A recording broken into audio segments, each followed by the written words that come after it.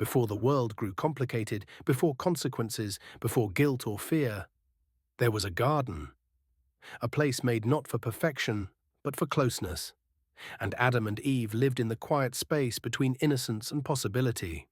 Adam was shaped from the simplest thing: dust. Something ordinary, something easily overlooked.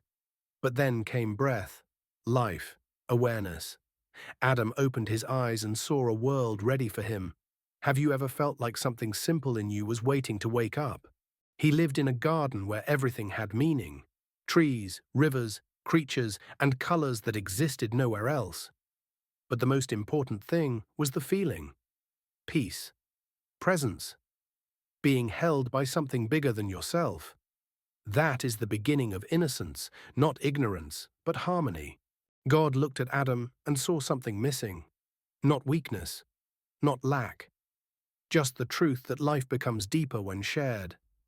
So Eve was formed, not to complete Adam, but to walk with him. Two reflections of the same breath.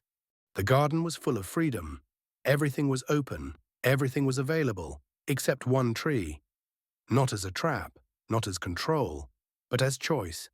Because love without choice is not love, and growth without boundaries is not growth. Then came the whisper. Not loud, not forceful, just familiar. A voice that sounds curious, reasonable, inviting. The serpent didn't push, it asked. Questions can be more dangerous than commands.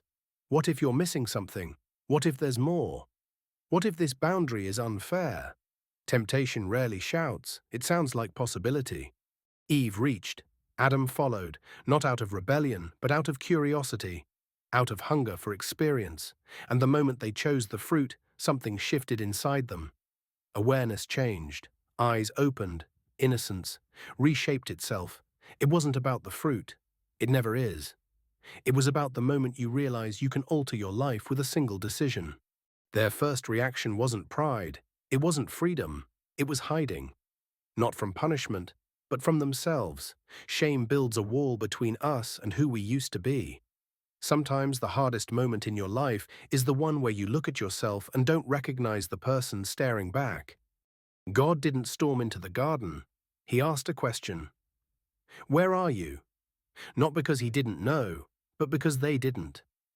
That's the beginning of healing. When you stop hiding long enough to answer the question you've been avoiding. Before they left the garden, God made garments for them. He covered them, not to shame them, but to protect them as they stepped into a world that would feel different now. They weren't abandoned. They were guided. And even outside the garden, the breath inside them still carried meaning. Thanks for sitting with me. See you next time for another quiet story.